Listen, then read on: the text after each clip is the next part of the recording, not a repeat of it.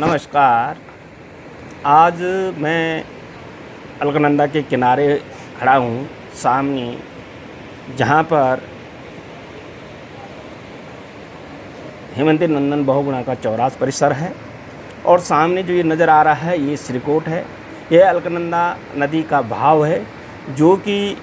ऊपर जो मंदाकिनी है, अलकनंदा है और विभिन्न नदियों से आकर बनी हुई है अलकनंदा। उसमें आज जो पानी का बहाव है, ये पानी का जो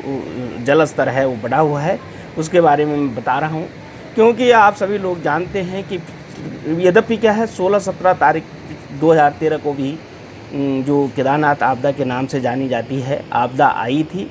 लेकिन ये सारी चीज़ें ऐसा लग रहा है जैसा मौसम परिवर्तन का एक संकेत है और ये पिछले काफ़ी समय से इसको संकेत दे रहा है कि कभी सर्दियों में सूखा पड़ जाता है, गर्मियों में बारिश हो जाती है, कभी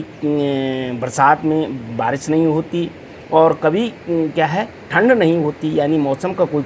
पता ही नहीं चल पाता कब कौन सा मौसम आ रहा है। तो जो ये नदी का बहाव है ये भी ये संकेत देता है कि कहीं ना कहीं मौसम में परिवर्तन के कारण इस जून के महीने में जो इस तरह की ये नदियों का जो जल स्तर बढ़ रहा है और ये उत्तराखंड क्या ये भारत के विभिन्न क्षेत्रों से लगातार ये न्यूज़ें आ रही हैं कि विभिन्न नदियों का जल स्तर है वो लगातार बढ़ता जा रहा है और उसके कारण क्या है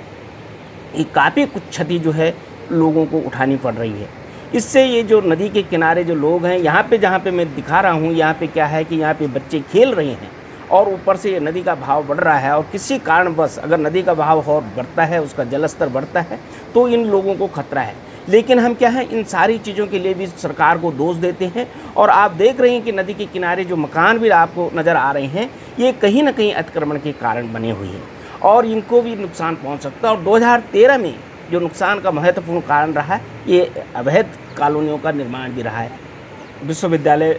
का चौरास परिसर का जो खेल स्टेडियम है वो है और इससे जहाँ ये लड़का दौड़ रहा है इस चीज़ के इस तरफ को, क्योंकि ये जो तार घेरबार कर रखे इसके इस तरफ क्या है 2013 की जो बाढ़ है उसके कारण ये स्टेडियम क्षतिग्रस्त हो गया था। और आप देख रहे हैं कि मैं इनको आपको दिखाने का मेरा मकसद है कि अभी भी जो 2013 के जो निशान हैं, जो 2013 के उसके बहाने के कारण जो आपदा आई थी उसके निशान ये अभी भी शेष हैं। इनको आप देख सकते हैं कि ये स्टेडियम को इतना ज़्यादा नुकसान हुआ, यहाँ तक ये स्टेडियम था जहाँ तक इसकी वो लाइन है और ये सारा स्टेडियम ख़त्म हो चुका था। और फिर इसी तरह का क्या है अब लगातार क्या है ये बारिशें हो रही हैं, ये भी कहीं ना कहीं क्या है इस परिसर को भी इससे खतरा है और जो ये नीचे बसी हुई है सिरकोट के नीचे इसको भी खतरा है। इस रूप में अगर हम देखते हैं कि जो नदियों का जल स्तर है वो बढ़ रहा है और इसके कारण कहीं ना कहीं नुकसान होने की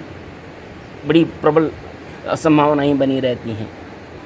तो साथियों, जैसा कि मैं दिखा रहा हूं कि नदी का जो ये जल स्तर बढ़ रहा है, नदी के किनारे रहने वाले लोगों को सावधान रहने की आवश्यकता है, वो सुरक्षित स्थानों पर जाने की आवश्यकता है जिससे किसी को किसी प्रकार की कोई क्षति न पहुंच सके। इस रूप में मैं ये दिखा रहा हूं कि ये